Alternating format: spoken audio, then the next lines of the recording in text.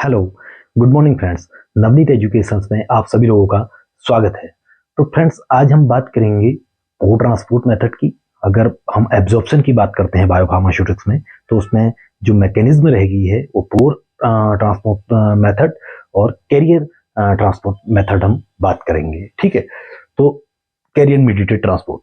तो अगर हम पोर ट्रांसपोर्ट मेथड की बात करते हैं या पोर ट्रांसपोर्ट मैकेनिज्म की बात करते हैं, तो it is also called convective transport. इसे हम कन्वेक्टिव ट्रांसपोर्ट भी बोलते हैं, बल्क फ्लो और फिल्ट्रेशन। और अगर अगर आप पोर ट्रांसपोर्ट की बात करते हैं तो आप इसको फिल्ट्रेशन प्रोसेस में भी देख सकते हैं। ठीक है, जो नॉर्मली फिल्ट्रेशन प्रोसेस होता है वहां पर भी पोर ट्रांसपोर्ट मेथड आप देख सकते हैं। Absorption of low molecular size generally water soluble drugs through narrow passage. जो एब्जॉर्प्शन होगा आपका लो मॉलिक्यूल्स का, लो मॉलिक्यूलर साइज का, वो मेनली कैसे होगा, जो नैरो पैसेज होगा मेम्ब्रेन में वहां से, और वो ब्लड में पहुंच जाएगा। जैसे एग्जांपल ले लेते हैं, यूरिया है, वाटर है, शुगर मॉलिक्यूल्स। ठीक है, तो मॉलिक्यूल वेट, जो मॉलिक्यूलर वेट जो रहेगा वो कितने 400 डाल्टन तक वो क्या हो सकता है, इस प्रोसेस के अंदर, इस पोर ट्रांसपोर्ट मेथड के अंदर एब्जॉर्ब हो सकती है। अब अगर हम ड्राइविंग फोर्स की बात करते हैं, तो यहाँ पर ड्राइविंग फोर्स जो रहेगा हाइड्रोस्टैटिक प्रेशर रहता है और ऑस्मोटिक डिफरेंस रहता है अक्रॉस द मेम्ब्रेन। तो ऑस्मोसिस के बारे में, ऑस्मोसिस मींस क्या है, ऑस्मोसिस सेमी परमेबल मेम्ब्रेन से, ठीक है, मूवमेंट जब हो रहा है तो हमको ऑस्मोसिस की बात ध्यान में आ जानी चाहिए। तो हाइड्रोस्टैटिक प्रेशर जो है वो भी कहीं ना कहीं इसका ड्राइविंग फोर्स की तरह काम करता है। Water flux that promote transport called solvent drag. और जो वाटर फ्लक्स होता है मींस जो नॉर्मली वाटर का मूवमेंट होता है, जहां को पानी मूव कर रहा है, उस तरीके से जो आपका पर्टिकुलर जो आपका मॉलिक्यूल होता है वो क्या करता है, मूवमेंट करता है, और इसको हम सॉल्वेंट ड्रैग भी बोलते हैं। तो पोर ट्रांसपोर्ट में आप देख सकते हैं मेनली जो आपका ड्रग है, यहाँ पर आप देख सकते हैं मेम्ब्रेन है, और मेम्ब्रेन से ब्लड में वो जा रहा है थ्रू द नैरो पैसेज। यहाँ पर नैरो पैसेज होगा, मेम्ब्रेन में छोटे छोटे पैसेज भी होते हैं, ओपनिंग्स भी होती हैं, उन ओपनिंग से पोर ट्रांसपोर्ट मेथड से वो क्या करता है, ब्लड में एंटर करता है आपका ड्रग। अब दूसरा मेथड हम बात करते हैं जिसे हम कैरियर मीडिएटेड ट्रांसपोर्ट बोलते हैं। कैरियर मीडिएटेड कहने का मतलब ये है कि कोई कैरियर वहां पर काम कर रहा है उसको ट्रांसपोर्ट कराने के लिए। ठीक है, जैसे आप किसी कैरियर की हेल्प से कहीं अपने सामान को एक जगह से दूसरी जगह शिफ्ट करते हैं या ले जाते हैं, उसी तरीके से ड्रग को कैरियर की हेल्प से आपका ब्लड में पहुंचाया जा रहा है। यहाँ पर डायग्रामेटिकली रिप्रेजेंटेशन जो है उससे हम देख सकते हैं। फॉर एग्जाम्पल, ये आपकी ड्रग है, जो ग्रीन आपको दिखाई दे रहा है वो आपको ड्रग है। और यहां पर क्या होगा, जब ये ड्रग कैरियर के साथ एसोसिएट होगा या बाइंड करेगा, यहां पर आप, ये मेम्ब्रेन है, मेम्ब्रेन में कैरियर प्रेजेंट रहता है।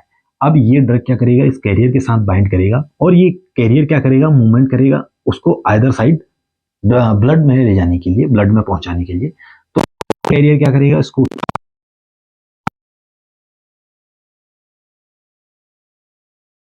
सिस्टम में सर्कुलेशन में पहुंच जाएगा। और जो आपका एम्प्टी कैरियर है, जो फ्री कैरियर होगा, वो return to its original site, वो फिर से अपनी ओरिजिनल में आपका जो कैरियर है वो आ जाएगा, और उसी तरीके से नया ड्रग मॉलिक्यूल फिर बाइंड होगा और फिर उसको मेम्ब्रेन के आइदर साइड पहुंचा देगा, ब्लड में पहुंचा देगा। तो this is the process of carrier mediated transport. इससे आप कैरियर की हेल्प से, जिसमें कैरियर का इन्वॉल्वमेंट हो रहा है, कैरियर एज ए मीडिया काम कर रहा है, और उसको एक ड्रग को एक जगह से दूसरी जगह पहुंचाने का काम कर रहा है, तो इसको हम कैरियर मीडिएटेड ट्रांसपोर्ट बोलते हैं।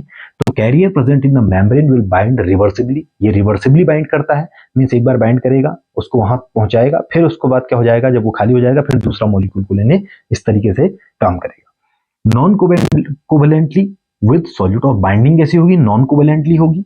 ठीक है, मींस टाइटली बाउंड नहीं होगा, तभी जाके दूसरी जगह उसको वो क्या कर सकता है, फ्री छोड़ सकता है। And transport across the membrane after dissociation return to its original site. Dissociation का कहने का मतलब है ये टूट रहा है और ड्रग जो बाइंडिंग है वो हट रही है, और ड्रग आपका ब्लड में चले जा रहा है, और फिर आपका कैरियर फिर से अपने ओरिजिनल साइट पे आ जा रहा है। जैसे आपका क्या होता है, एक ट्रेन जाती है, पैसेंजर लेके जाती है, ठीक है, एक आपकी सिटी से दूसरे शहर पर जाती है, तो एक शहर से दूसरे शहर में जाती है, फिर वहां से दूसरे शहर से फिर पैसेंजर लेती है, और फिर वो अपने जो पहले जो जहां से उठाया है, जो पैसेंजर को ले गई है, वहीं पहुंच जाती है। मीन्स इस तरीके से काम करता है। ठीक है, जो यहाँ पर ट्रेन है वो एज ए कैरियर की तरह काम कर रहा है, और जो ड्रग है वो एज ए पैसेंजर की तरह काम कर रहा है। समझ लो बात। या एक बस ले लेते हैं, ठीक है, एक बस, जैसे उसमें पैसेंजर बैठते हैं, वो समझ लो कि ड्रग बैठा है, ड्रग रख दिया उसमें, अब बस क्या करेगी, उसको जिस शहर में जाना है वहां छोड़ देगी और बस वापस अपनी जगह उसी शहर में आ जाएगी उस पैसेंजर को, दूसरे पैसेंजर को लेने के लिए। सिमिलरली अब अगर हम बात करते हैं कैरियर की बात, कैरियर क्या करेगा, पहले ड्रग लेगा, उसको उस साइड में ट्रांसफर कर देगा और फिर फ्री फ्री जो आपका वो आपका कैरियर होगा वो फिर दूसरा जो नया मॉलिक्यूल है उसको लेने आ जाएगा। तो ये प्रोसेस इस तरीके से चलती है और इस तरीके से एब्जॉर्प्शन होता है। नाउ अब हम बात करेंगे फैसिलिटेटेड डिफ्यूजन। तो फैसिलिटेटेड डिफ्यूजन क्या होता है, तो डिफ्यूजन की बात करते हैं तो हमने पहले ही पढ़ा था, ठीक है, जो हमने पैसिव डिफ्यूजन के बारे में पढ़ा था। तो यहां पर आपको एनर्जी की रिक्वायरमेंट नहीं होती है, तो much faster than simple diffusion, थोड़ा फास्टर रहता है। जो सिंपल डिफ्यूजन होता है उससे थोड़ा फास्टर इसलिए होता है क्योंकि नाम कहीं ना कहीं आप इसमें लगा दिया आपने फैसिलिटेटेड। तो यहाँ पर जो ड्राइविंग फोर्स रहेगा वो कंसंट्रेशन ग्रेडियंट रहेगा, और जो हमने कंसंट्रेशन ग्रेडियंट है वो हमने पहले भी लेक्चर में उसको पढ़ा था कि कंसंट्रेशन ग्रेडियंट एक बार समझ लेते हैं। जहां कंसंट्रेशन बहुत ज्यादा हो जाती है, जैसे फॉर एग्जांपल आपने ड्रग लिया, ठीक है, आपने टैबलेट ली 500 mg पैरासीटामोल, आपके स्टमक या आपके इंटेस्टाइन में उसकी कंसंट्रेशन बहुत ज्यादा होगी और ब्लड में उसकी कंसंट्रेशन कम होगी। तो मूवमेंट कैसे होगा, आपके इंटेस्टाइनल वॉल से आपके ब्लड में वो जाएगा, इस तरीके से एब्जॉर्प्शन होगा, ठीक है। तो ये मूवमेंट किसकी वजह से हो रहा है, due to the presence of higher concentration, ठीक है। हायर कंसंट्रेशन कहां, आपके इंटेस्टाइन में या आपके जो जीआईटी है वहां आपका उसका हायर कंसंट्रेशन रहेगा।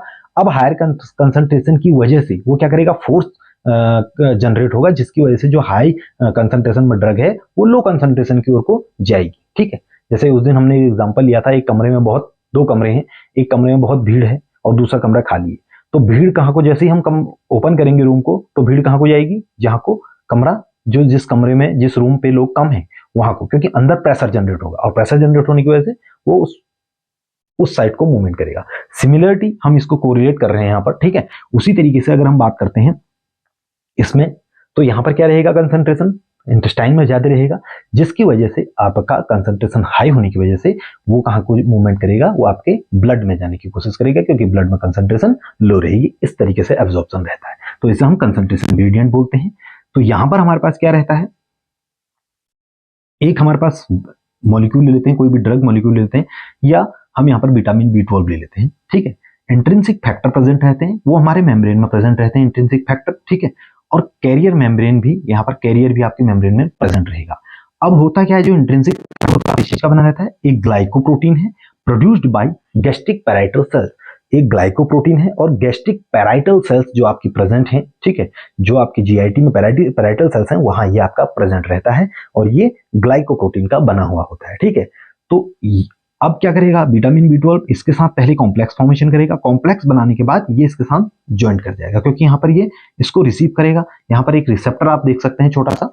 अब ये बाइंड करने के बाद ये इंटरमीडिएट स्टेप्स आप देख सकते हैं, बाइंड करेगा, फिर इस तरीके से मूवमेंट होगा। और सिमिलरली आपका पहले जिस तरीके से यहाँ एसोसिएशन हुआ था, जब ये जुड़े हुए थे सारी चीजें, उसी तरीके से वहां जाके ये जैसे ब्लड में जाएगा वो टूट जाएगा, और जो विटामिन B12 का जो आपका मॉलिक्यूल है वो आपके ब्लड के अंदर चली जाएगा। तो मेन आपका जो रिक्वायरमेंट थी, ठीक है, जो हमारा मेन ऑब्जेक्टिव था वो क्या था, ड्रग को ब्लड के अंदर पहुंचाने का। तो ये आपका इंटेस्टाइन की बात हो गई या जीआईटी की बात हो गई, ठीक है। अब यहां से ये ब्लड में जाना है, तो ब्लड में जाने का जो प्रोसेस रहेगा वो इस तरीके से रहेगा, और इस डिफ्यूजन या इस ट्रांसपोर्ट को आप फैसिलिटेटेड डिफ्यूजन बोलते हैं, और ये कंसंट्रेशन ग्रेडियंट की वजह से होता है। इसका ड्राइविंग फोर्स क्या होगा, कंसंट्रेशन ग्रेडियंट। तो यहाँ पर आप देख सकते हैं, यहाँ पर ये बाइंडिंग हुई इस तरीके से, यहाँ पर हुआ, फिर आप यहाँ पर विटामिन B12 का ब्लड आप फ्री मॉलिक्यूल देख सकते हैं, और ये फिर से आपका जिस तरीके से जो मॉलिक्यूल होगा उस तरीके से आप वो धीरे धीरे एब्जॉर्ब होने शुरू हो जाएंगी, जैसे ऊपर हम देख रहे थे। तो कहीं पर ये आप देख सकते हैं कुछ चीजें इंट्रिंसिक फैक्टर इन्वॉल्व हो रही हैं, या आप कैरियर मीडिएट में कोई कैरियर देख सकते हैं। तो आज जो हमने बायोफार्मास्यूटिक्स में एब्जॉर्प्शन जो मेथड हैं वो हमने 3 मेथड कंप्लीट किए, इसमें पोर ट्रांसपोर्ट, कैरियर मीडिएटेड ट्रांसपोर्ट और फैसिलिटेटेड डिफ्यूजन के बारे में हमने बात करी। तो फ्रेंड्स, इस लेक्चर में अगर कोई डाउट रहता है, ठीक है, इन टॉपिक्स के रिगार्डिंग अगर आपको कोई डाउट रहता है तो आप कमेंट करें, ठीक है, और लाइक करें, शेयर करें और सब्सक्राइब करें, ठीक है फ्रेंड्स। नए लेक्चर में मिलते हैं, थैंक यू।